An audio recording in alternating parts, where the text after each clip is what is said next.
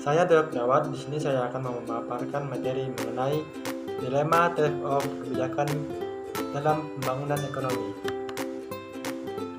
Nah, orientasi pertumbuhan versus distribusi pendapatan. Fokus pada pertumbuhan yaitu potensi tabungan, kesenjangan. Negara kaya industri mengejar pertumbuhan, tetapi dihadapkan kepada lingkungan. Dilematis negara kita miskin mengejar pertumbuhan, tidak ada modal mengejar pemerataan. Sarannya, distribusi pendapatan melalui pajak dan subsidi, promosi industri padat karya, menjaga stabilitas harga.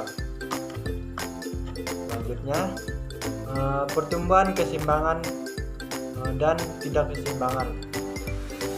Keseimbangan yaitu negara industri yang sukses diawali oleh pembangunan sektor pertaniannya, infrastruktur pertanian dan larangan impor gandum, dan juga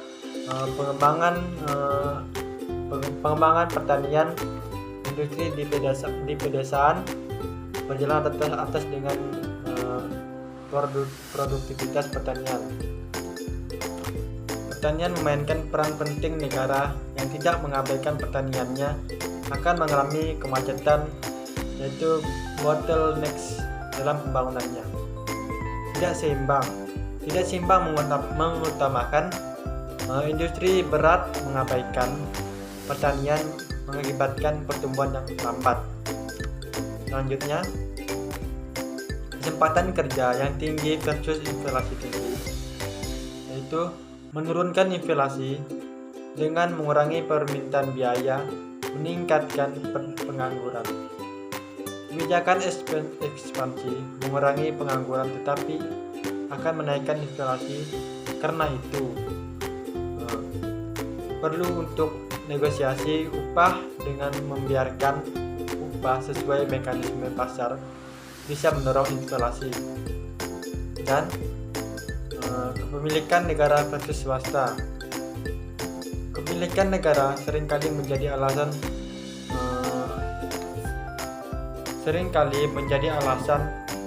inefisiensi. Karena itu BUMN dianggap tidak efisien didirikan di luar tujuan ekonomi, tetapi di negara berkembang keberadaannya dibutuhkan karena keterbatasan modal, SDM, dan wirausaha. Selanjutnya, perusahaan swasta besar versus wirausaha kecil. Perusahaan besar mampu menginternalisasi kegiatan fungsional R&D, produksi, dan pemasaran. Perusahaan besar cenderung menyediakan lapangan pekerjaan lebih banyak, menyebarkan teknologi, mempunyai skala ekonomi yang lebih baik. Sementara perusahaan swasta kecil memiliki bukti bahwa memegang pangsa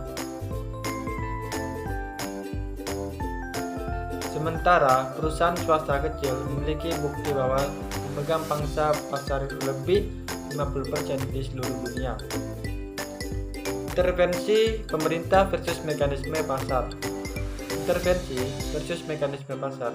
Mekanisme pasar didasarkan keunggulan komparatif. Lebih dari itu, diferensi skala ekonomi yang akan mendorong terjadinya eksternalisasi positif alih teknologi. Sementara intervensi pemerintah masih diperlukan untuk negara yang kekurangan infrastruktur. Kendala kelembagaan. Semakin maju suatu ekonomi, semakin menurun intervensi pemerintah. Selanjutnya kita akan menuju ke kemudahan menanam modal ke dalam versus memulai dengan kemampuan sendiri.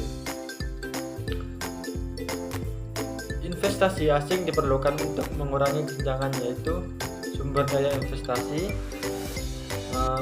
valuta asing yaitu devisa, manajemen dan keterampilan, pajak sebagai sumber dana pembangunan.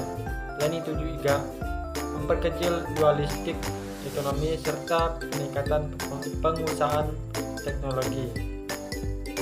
Baiklah, sekian dari itu tadi pemaparan saya. Sekian dan terima kasih.